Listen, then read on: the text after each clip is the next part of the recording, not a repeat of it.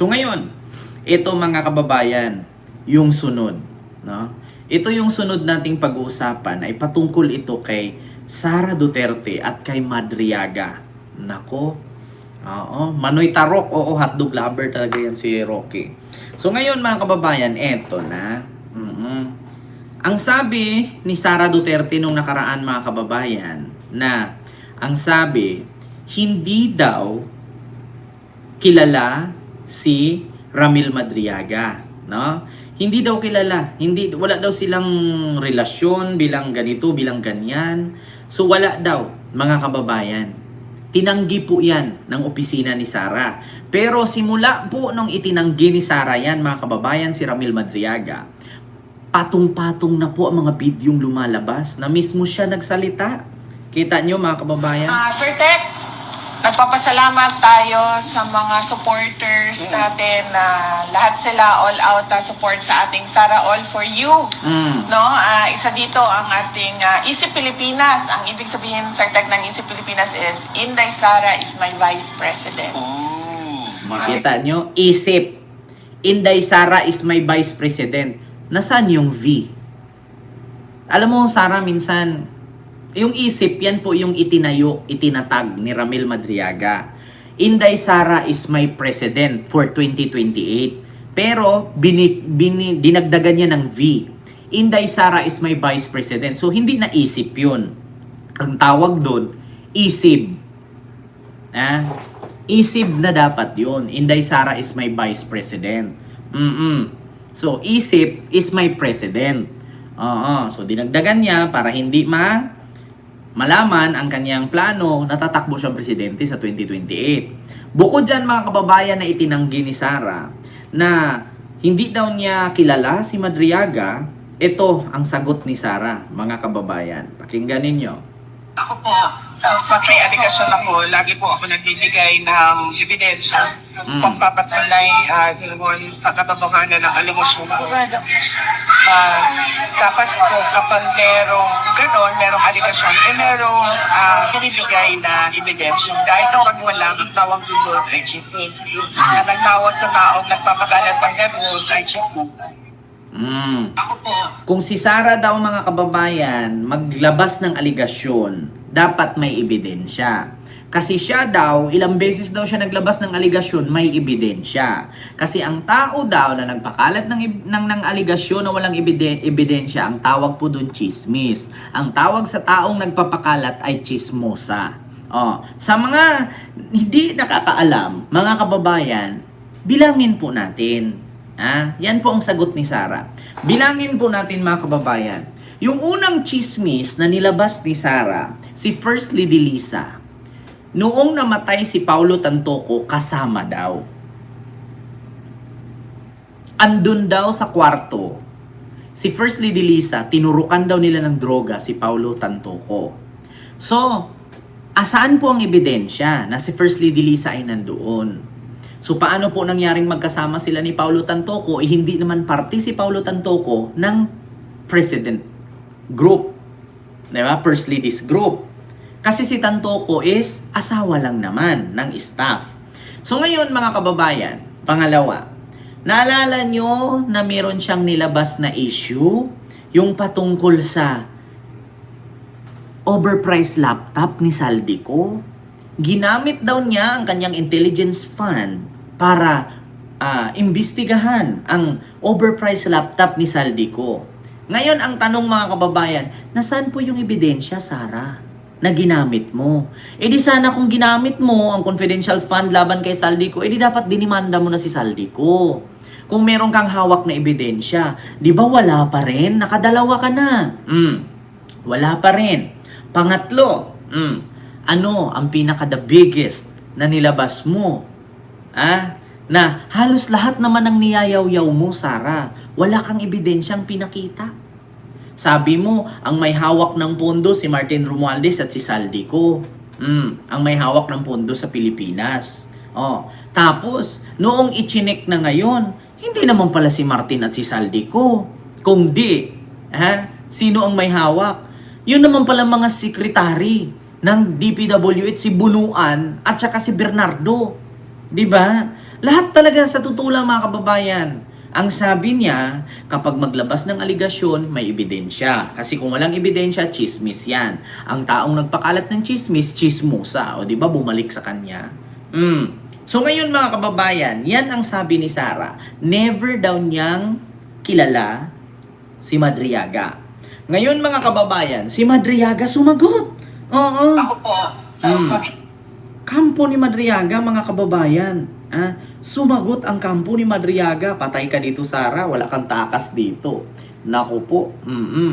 Ito mga kababayan, ang kampo ni Madriaga. May resibo raw ang kampo ni Ramil Madriaga na magpapatunay na kilala siya ni VP Sara. Nako. Itinatanggi man ng bise ang anumang kaugnayan sa Patay dating ka, umanong Sara. bagman. Iba raw ang sinasabi ng isang video mula noong 2020 campaign. Naku. Yung sa mga larawan, madali niyang i-deny yun kasi marami nagpapapicture sa mga politiko. Pero yung isang video footage na nakuha namin sa YouTube, maririnig mo ron, siya pa yung, during the campaign niya, I think February 6 or 7, 2020, yan, yung video na yan. Tinawag si Siya pa Ramil. yung kumuha ng bandera at ang tawag niya, Sir Ram. Hinahanap niya si Sir Ram, which is si Ramil Madriaga. Ayan. At tapos, yung mga tao sa paligid, sinabi kay Ramil na, Kuya Ram, hinahanap ka ni Mayora. So, the video speaks for itself.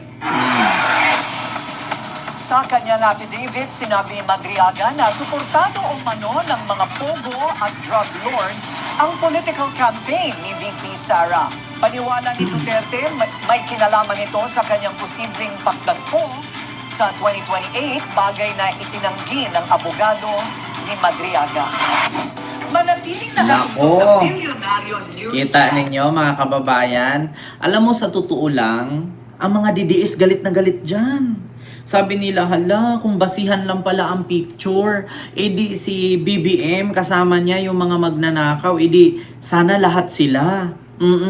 Sana lahat sila, pati si PBBM, kasali kasi may picture. Sige, given na yon. Kung picture lang daw ang basihan, edi si BBM sangkot din daw. Sige, tanggalin natin ang picture, doon tayo sa video. Ngayon, paano naman ipaliwanag ng mga DDS ngayon na tinawag ni Sara si Ramil Madriaga nung kinuha niya yung flag? At sinabi bang, Sir Ram, ito yung flag na inabot sa akin, pakihawak. Tapos tinawag pa ng mga kameraman at mga bodyguards, Oy, Kuya Ram, tinawag ka ni Mayora, yung flag daw. So kung hindi magkakilala si Sara at si Madriaga, bakit tawagin ni Sara si Madriaga? Pwede naman ang tawagin niya si Kateki, yung bodyguard niyang gwapo, di ba? Dapat sinawag niya Kateki, hawakan mo nga itong flag. Or di kaya Latcheka, pinaka-head ng aking security group, pakihawak nga ng flag. Bakit si Ramil?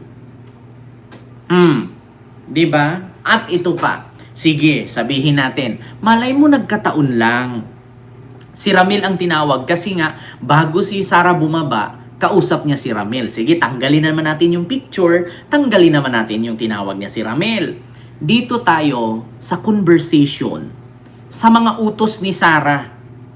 Paano naman ninyo ipapaliwanag ngayon yung mga text messages at yung mga video call ni Ramil at ni Sara sa mga utos niyang ihatid ang mga pera? At sa utos pati ng asawa niyang si Man Scarpio na kunin ang droga sa magnetic lifter sa Cavite.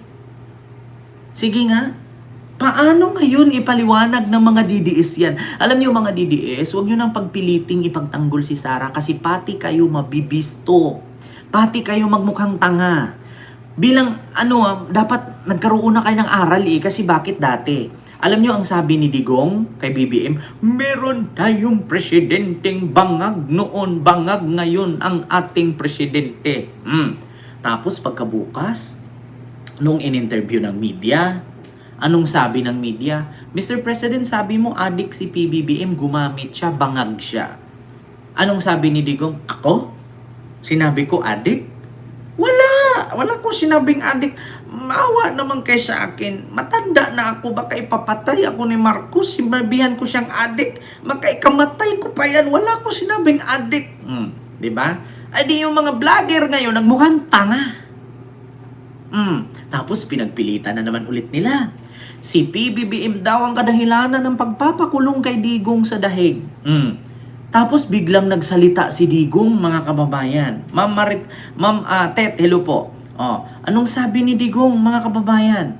Walang kinalaman si Marcos noong ikinulong ako sa dahig. Wala siyang kinalaman dito. Alam ko at kaya ko.